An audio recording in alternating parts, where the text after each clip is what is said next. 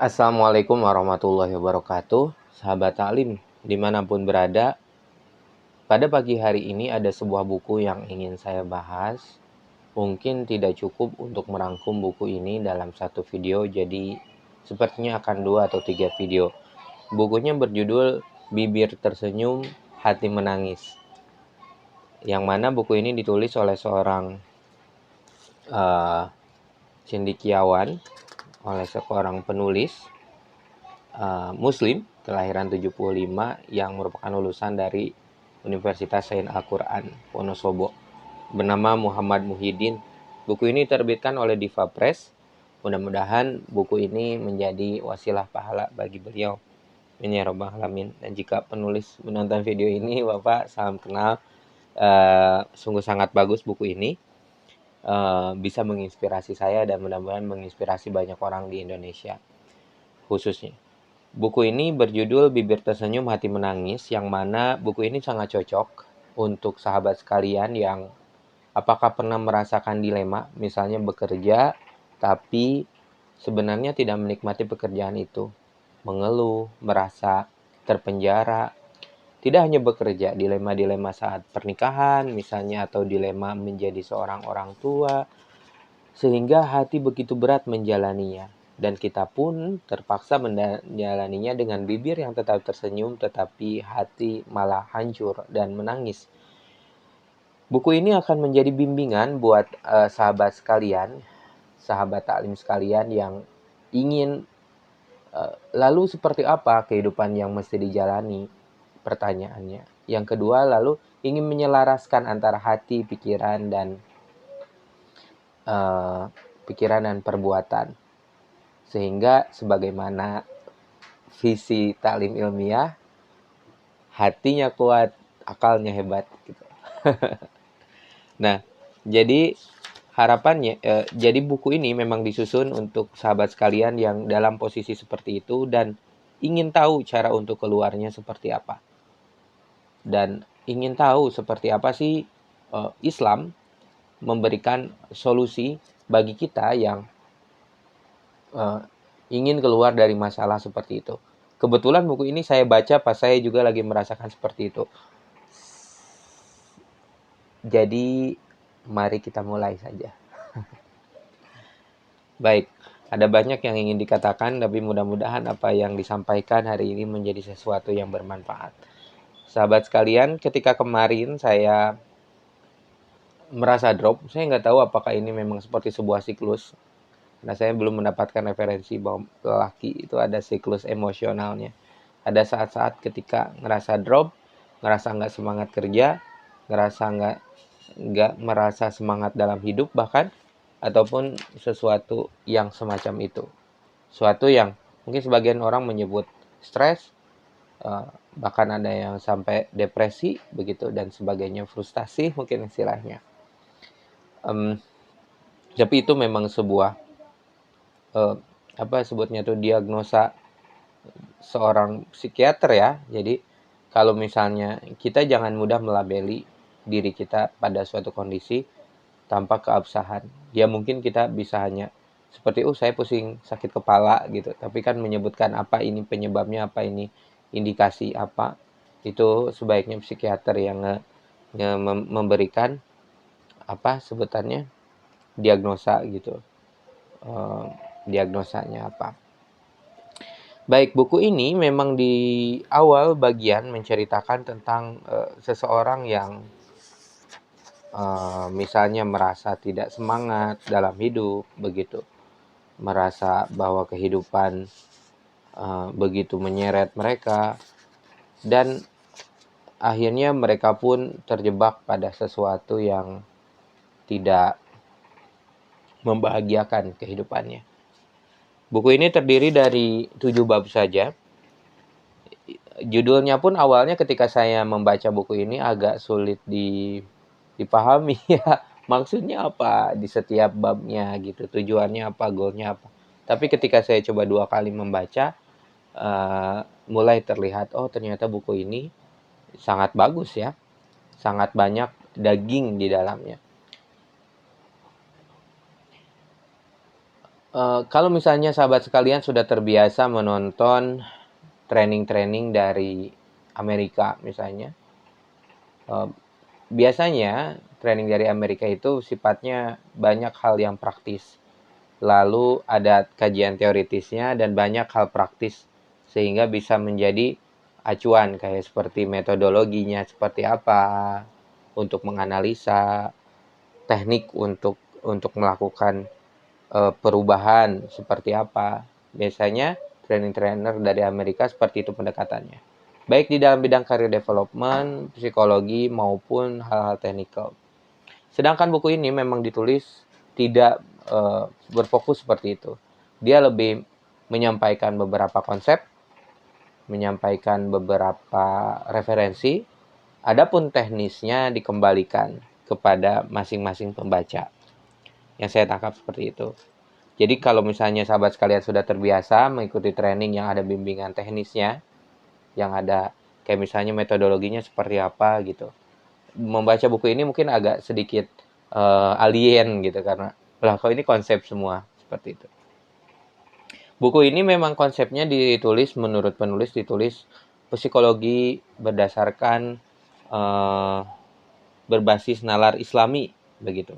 Jadi ini adalah buku manajemen psikologi berbasis nalar Islami. Jadi memang banyak sekali kutipan dari hadis, dari Al-Quran, dari beberapa ulama, tapi juga dikombinasikan dengan cantik dengan beberapa pendapat ilmuwan dari Barat ataupun juga kisah-kisah dari buku-buku yang baik dari Amerika ataupun dari Inggris ataupun dari Eropa. Buat beberapa orang mungkin ini akan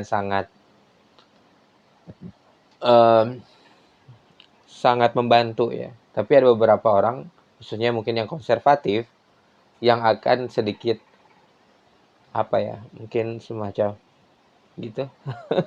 Kalau misalnya ada bukunya dikombinasikan dengan teori Barat. Jadi kembali kepada pilihan pembaca. Tapi kalau sahabat sekalian memang lebih suka menganggap universalitas keilmuan, tidak terlalu konservatif atas dari mana ilmu itu berasal, tapi lebih pada kontennya, lebih pada skupnya gitu dari ilmu tersebut. Buku ini sangat membantu karena mencoba mengkombinasikan antara dalil-dalil samawi dengan beberapa pendapat dari Amerika maupun juga dari Eropa. Bagian yang pertama, Bibir Tersenyum dan Hati Menangis, di sini lebih menceritakan pada background penulis mengapa menulis buku ini.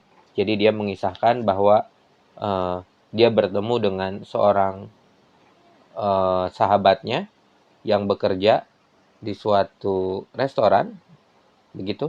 Tapi dia suka dimaki-maki gitu ya, kalau bekerja gitu. Terus dia juga suka tapi dia merasa tertahan gitu, merasa dikuasai. Kita kan kadang kalau bekerja itu seperti dikuasai ya, entah karena dikuasai uang gitu, atau dikuasai atasan, dikuasai secara psikis, sehingga kita merasa tidak enak kerja di sana, nggak ada rasa kebahagiaan, tapi kita nggak bisa pergi juga. Di satu sisi kita ingin pergi, entah karena kita merasa tidak dihormati sebagai manusia, dimaki-maki misalnya, atau juga merasa tidak diberikan kompensasi dengan baik, tapi di satu sisi kita merasa kita perlu, kita juga merasa takut, kita merasa terteror. Nah, buku ini nanti di bab-bab selanjutnya akan membahas tentang solusi atas kondisi tersebut, apa yang mesti dijalani. Menurut saya ada setidaknya dua, antara mencari sesuatu yang memang harus sesuai dengan hati kita. Jadi ya udah, kalau bisa ditinggalkan ya ditinggalkan. Yang mana ini kalau saya, karena saya biasanya ada membaca training ataupun buku yang ada solusinya gitu, ada contoh solusinya. contoh metodologinya. Biasanya kan kalau buku dari Jepang gitu atau dari Amerika kan suka gitu ya, tidak meninggalkan kebingungan. Mungkin ya yang saya pahami kayak, terus apa? Kalau buku ini kan, cobalah untuk menyesuaikan pekerjaan dengan hati kita. Terus caranya gimana? Terus bagaimana gitu? Biasanya tidak dibahas secara langsung, silakan aja mencari lagi referensi. Tapi kalau dari referensi dari Barat, biasanya sampai tuntas gitu. Nah, salah satu caranya ya, biasanya kita kenapa takut, kenapa kita tidak juga berhenti dari suatu pekerjaan, biasanya karena takut gitu. Sedangkan solusi takut itu ada satu, yaitu persiapan. Jadi kalau misalnya kita mau untuk berhenti bekerja, misalnya dari pekerjaan yang begitu menyiksa, maka lalu kita takut keamanan finansial kita terganggu, maka kita harus mempersiapkan supaya keamanan finansial kita tetap stabil setelah kita bekerja. Entah misalnya dengan menurunkan, kita bisa menganalisa sendiri, life assessment sendiri atas kehidupan kita, misalnya dengan menurunkan gaya hidup, ataupun juga mencari solusi-solusi lain yang bisa jadi jalan keluar, gitu, pemasukan tambahan dan sebagainya. Nah, tetapi dalam buku ini tentu tidak akan didapati jawaban seperti itu, yang sampai penjelasan tekstual. Nah, yang kedua adalah menyesuaikan hati kita justru. Kalau tadi kan menyesuaikan pikiran kita, perbuatan kita, kondisi kehidupan kita sesuai dengan hati kita. Atau hati kita yang disesuaikan dengan kenyataan. Merasa cukup, bisa nggak digituin gitu. Jadi pilih aja antara misalnya yang paling mudah yang mana. Yang paling mudah dulu yaitu menyesuaikan hati dengan kenyataan. Jadi ya kita pada kenyataannya kita membutuhkan pekerjaan ini, tapi hati kita coba melihat atasan kita lebih tersenyum gitu. Nanti ada beberapa terus menyesuaikan. Di dalam hati itu ada motor yang senantiasa mendorong yang disebut hasrat. Ada beberapa hasrat, ada beberapa perubahan yang kadang kita tidak sadari keadaannya dalam hati kita. Nanti akan kita bahas. Nah, yang kita perlu mengondisikan hasrat-hasrat ini supaya tidak malah membuat kita terjerumus pada kesedihan, terjerumus pada ketidakikhlasan atas kehidupan kita. Baik, yang kedua, di dalam buku ini diasumsikan bahwa kehidupan ini adalah seperti kehidupan industri, khususnya di Indonesia. Indonesia kondisinya masih seperti di era abad ke-19, meskipun kita udah sama-sama di abad ke-21. Karena negara kita masih lebih menjual pada tenaga kerjanya, belum pada konseptual penciptaannya. Mungkin suatu saat kita bisa seperti Eropa, Amerika gitu, yang lebih pada konseptual. Biasanya kan, ya jika saya sadari memang seperti itu. Misalnya saya bekerja di sebuah perusahaan multinasional kan yang punya konsep R&D, penciptaan, inovasi itu dari sana. Dari Jerman, dari Prancis, dari Amerika. Mereka ke sini mencari tenaga kerja. Mereka mencari supplier, mengolah, perlu tenaga kerja, di sana mahal, di sana mungkin tidak pas gitu untuk ininya, untuk marketnya, juga untuk supply chain-nya. Akhirnya mereka membuka pabrik di Indonesia ini. Nah, masyarakat Indonesia masih digambarkan secara general gitu. Mungkin ini lebih ke kapitalisasi mayoritas gitu. Jadi dianggap mayoritas ini mewakili semua populasi. Kita itu sesuatu yang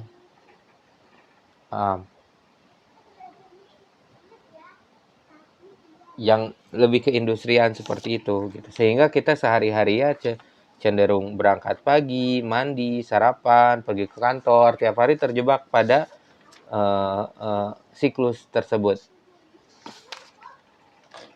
Sehingga ketika kita terjebak pada siklus itu, ya lagi-lagi ini seperti diri saya, kita pagi berangkat ke kantor, lalu kerja siang, tiba-tiba udah siang aja, padahal kerjaan mungkin dari sebelumnya progres 35%, cuma baru naik jadi 40%. Kita makan, istirahat, bekerja lagi, mencari topik yang lain untuk dikerjakan, lalu tiba-tiba udah sore lagi, di pekerjaan, hidup perjalanan, mungkin sejam, 2 jam, sholat, ibadah, udah jam 8 malam lagi, ngobrol sebentar, gak sempat merenung, gak sempat mencari inovasi baru, tiba-tiba udah malam dan siap-siap untuk besok yang gitu lagi. Makanya saya tidak bisa menyalahkan juga kalau ada orang yang nggak mau jadi pekerja gitu. Ada kemarin mungkin saya agak mencuri-curi dengar gitu, seorang ibu yang mengeluhkan anaknya yang nggak mau kerja. Mungkin dia mungkin misalnya mau jadi pengusaha tapi belum ada keberanian dan belum ada modal, tapi jadi pekerja juga dia terlalu takut membayangkan siklus pekerja yang terasa begitu monoton. Ya sebenarnya sahabat, kalau misalnya sebut monoton ya dibayangkan seperti itu jadinya seperti monoton gitu. Apalagi udah banyak sekali beberapa video yang menyindir kehidupan karyawan gitu. Tetapi ketika dijalani ya selalu ada variasi kok gitu. Kan yang kebosanan itu datang karena sesuatu yang stagnan selama terus-menerus. Sedangkan selama kehidupan saya sebagai pekerja, setiap hari selalu ada yang jadi variasi. Dan kita bisa mencari variasi setiap hari. Kayak kemarin malam, mungkin kita bisa ke kafe gitu, menulis beberapa jurnal. Sehingga berbeda dari hari sebelumnya saya sempat untuk makan di luar misalnya. Sehingga bisa sedikit merefresh pikiran. Hari sebelumnya saya sempat ajak jalan-jalan anak gitu. Jadi itu bisa kok ada kehidupan kita aja, sehingga kita tidak merasa uh, kehilangan kendali atas kehidupan kita. Dan memang konsekuensinya seperti itu. Yang kedua, di bab yang kedua, jadi bagian pertama itu lebih menjelaskan background ya tentang bibir tersenyum hati menangis ini. Dan di bab yang kedua, kita akan membongkar timbunan masalah. Di sini akan dijelaskan tentang beberapa kondisi-kondisi. Ini Jarir, udah bangun. Di sini ada beberapa kondisi-kondisi yang menjelaskan tentang bagaimana cara kita memandang suatu permasalahan. Baik, sekarang kita mulai. Kalau di dalam makalah itu tadi ada bab pembukaan, lebih ke background dan latar belakang masalah. Saya lihat karena beliau ini akademisi, saya lihat buku ini memang disusun berdasarkan struktur ilmiah gitu. Jadi ada pembukaan, latar belakang masalah. Di bagian yang kedua ini lebih ke pemaparan masalah gitu. Kayak latar belakang masalah. Kalau ini kayak persoalan. Kita coba analisa. Kenapa sih masalah itu bisa terjadi dalam kehidupan kita? Setidaknya di sini ada 6 langkah. Yang pertama, beliau menyebutnya dengan membuka diri, mengurai masalah. Jadi kita perlu memahami dulu kenapa sih kita merasa dilematis seperti tadi. Ya, mungkin pertama yang menjadi penyebabnya itu adalah kita sering berandai-andai. Jadi tolong kurangi andai-andai gitu. Ada sebuah keterangan yang berbunyi yang menyebutkan bahwa ya kalau berandai-andai itu dari setan, kayak coba saya jadi pengusaha gitu. Coba saya nggak bekerja di sini. Coba dulu saya kuliahnya yang benar misalnya. Coba saya belum coba orang tua saya seperti apa gitu. Nah, pertama pahami atas andai-andai tersebut, karena semakin sering hal itu malah menjadi sesuatu yang meracuni diri kita. Kenapa? Karena kehidupan kita pada nyatanya tidak seindah yang kita andai-andaikan. Berandai-andai itu akan membuat diri kita merasa seperti bahagia. Tapi ketika kita kembali pada kehidupan, ternyata kehidupan kita jadi tidak bahagia. Membandingkan kehidupan dengan sesuatu yang diandai-andai, itu menjadikan kehidupan kita semakin tertekan. Jadi di sini tidak disebutkan sebuah saran, tapi mungkin sarannya ya kurangi berandai-andai gitu. Atau kedua, lebih berfokus pada strategi gitu daripada berandai-andai. Jadi kalau misalnya coba pahami dulu masalah di kehidupan kita apa dan bagaimana cara untuk solusinya. Kayak misalnya, oh ternyata atasan saya ini orangnya galak gitu, suka mencaci maki, ngomongnya nggak disaring misalnya. Beberapa kesempatan, berapa sering gitu, kita analisa dulu. Oh misalnya dalam sebulan biasa sampai 5 kali. Kalau misalnya tiap hari, kita bisa eskalasi misalnya ke union misalnya, atau kepada eskalasi ke atasan yang lebih tinggi.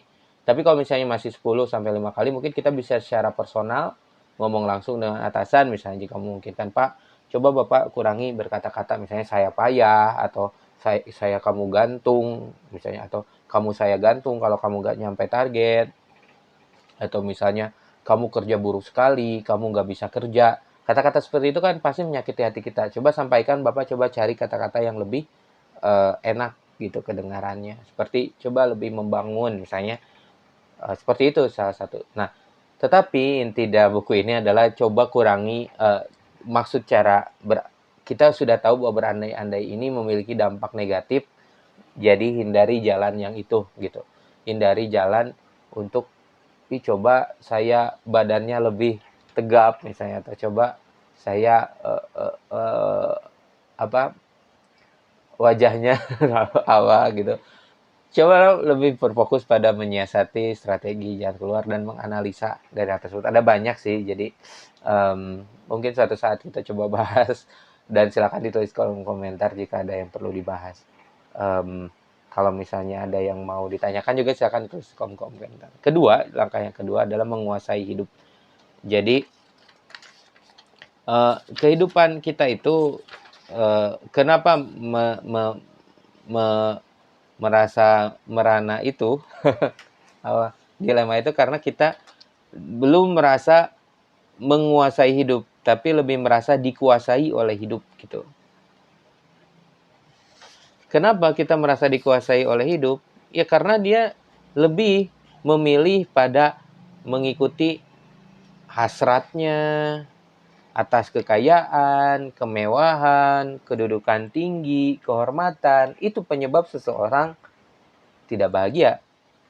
Lebih ingin mengejar popularitas. Pasti kalau misalnya Anda sekaya apapun, tapi kalau Anda terus mengejar popularitas, tidak ada rasanya di sana, tidak ada kebahagiaannya di sana gitu.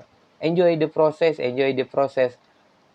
Enjoy the prosesnya karena apa dulu? Kalau prosesnya karena hal-hal yang duniawi seperti itu, nggak akan enak. Coba deh kejar popularitas gitu, atau kejar hasrat, kemewahan, kekayaan. Tapi kan saya kerja selalu mengejar KPI itu. Iya.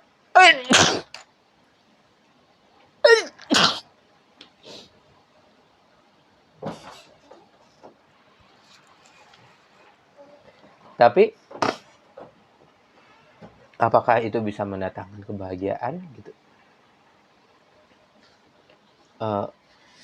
Mengejar suatu kebutuhan itu penting, tapi ketika mengejar suatu keserakahan itu menjadi suatu hal yang mesti diwaspadai. Toh kalau misalnya saya melihat perusahaan saya juga, jika melihat secara moral gitu, secara moralitas, iya, namanya perusahaan itu bukan seorang personal ya, jadi nggak bisa dijudge gitu. Mungkin berdasarkan pengalaman dari 2000 orang, ada orang yang sifatnya serakah gitu, sehingga dia lebih mengejar KPI, misalnya lebih mengejar tentang hasil, tapi tidak mempertimbangkan timbal baliknya. Jadi misalnya dia lebih mengejar untuk kekayaan perusahaan aja gitu, tapi tidak ada, mungkin pasti mereka biasanya untuk para pemegang saham gitu, atau untuk para karyawannya. Nah, terserah itu yang mana jadi fokusnya, tetapi jangan berfokus pada kekayaannya saja. Yang ketiga adalah menjadi diri sendiri.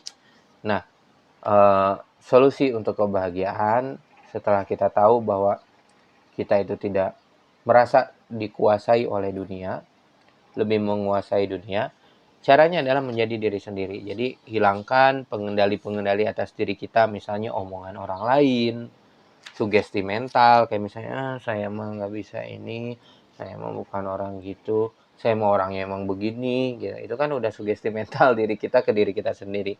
Atau pikiran kita merasa terbebani oleh sistem kerja, merasa terbebani oleh harta materi, misalnya dia emang ngegaji kita ya gitu ya, tapi cobalah jadi diri sendiri dengan melihat sesuatu itu secara objektif gitu. Apakah worth it? Mungkin di sini lagi-lagi nggak ada, saya belum melihat saran yang action action langsung seperti apa, tapi di sini lebih membuka kesadaran kita dulu aja. Mungkin seperti teknik coaching nih sih ya. Jadi ya mungkin beliau memang menulis buku ini lebih ke teknik coaching. Teknik coaching kan tidak akan menyarankan apapun sama kita. Jikapun ada, dia akan mengecek gitu kayak apakah ini relate atau tidak dengan kita. Tapi biasanya teknik coaching yang baik itu memang tidak memberikan saran. Nah, buku ini seperti itu. Jadi lagi-lagi saya juga coba untuk tetap seperti itu, karena saya suka pengen ngasih tahu aja gitu. Karena biar teman-teman nggak banyak mikir gitu, biar teman-teman bisa cari menemukan shortcut. Tapi buku ini tidak. Jadi lebih membuka kesadaran kita aja kayak ini loh yang bikin kamu bermasalah nih. Coba cek deh, bener nggak kamu terpengaruhi oleh omongan orang lain? Kamu terpengaruhi oleh sistem orang lain? Coba cek deh gitu. Kalau iya, kira-kira coba kamu pikirin jalan keluar seperti apa yang mesti kamu tempuh. Karena kalau misalnya kita nggak mau mikirin, ya ujung-ujungnya kita cuma tahu, terus kita kembali bingung gitu. Percaya kalau kita bisa menemukan pertanyaan yang tepat kepada diri kita, kita juga pasti menemukan jawaban yang tepat. Miliki harapan bukan hayalan di bagian yang keempat, intinya ya seperti tadi, seperti andai-andai tadi, jadi jangan berfokus pada andai-andai, lebih berfokus saja pada harapan gitu. Lebih berfokus pada apa yang bisa kita wujudkan. Jangan banyak merenung dan menghayal gitu ya, tapi lebih pada hal-hal yang realistis. Itu di bagian yang keempat. Ya, terus berulang gitu dalam mewujudkan suatu visi, terus melakukan tindakan secara konsisten setelah kita menentukan determinasi. Decision tetap determinasi. Yang kelima adalah cara menyikapi keadaan. Nah, yang tadi itu dia coba lebih terbuka. Yang ini adalah solusi awal tadi. Jadi sikapi keadaan dengan hati yang terbuka gitu. Jangan seperti hati yang tertutup yang menolak keadaan gitu ya. Coba terima segala resiko. Maksud terima segala resiko bukan berarti ya udah deh ini emang resikonya, bukan, tapi coba hadapi resiko tersebut. Misalnya ya saya memang orang pegawai, nggak bisa masa depannya baik, ya coba sanggapi dengan rencana investasi misalnya atau sebagainya. Ya silahkan lagi-lagi coba dipikirkan aja solusinya seperti apa. Kalau misalnya mau keluar ya coba silahkan terima. Cara menerima keadaan itu bukan dengan pasrah gitu lagi-lagi, tetapi dengan persiapan yang baik. Iya, itu lagi-lagi dari saya. Jadi saya tidak tahu apakah itu relate atau tidak. Tapi di sini di buku itu tuliskan cobalah menerima gitu. Sedangkan yang tadi menerima keadaan, selanjutnya menghadapi kenyataan. Jadi ada yang namanya keadaan, ada yang namanya kenyataan. Itu dua hal yang berbeda dalam buku ini. Jadi cobalah hadapi kenyataan-kenyataan, permasalahan-permasalahan yang ada. Pekerjaan yang kurang bagus, gaji yang kurang tinggi, suami tukang ngomel misalnya ya, anak yang nakal, ada musuh di pekerjaan dan sebagainya. Cobalah terima kenyataan tersebut.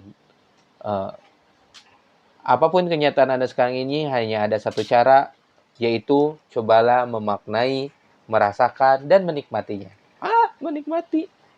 Lagi-lagi ini, kalau misalnya sahabat-sahabat sekalian udah biasa di kehidupan pesantren, biasanya perkataan para asatidz itu kan seperti itu.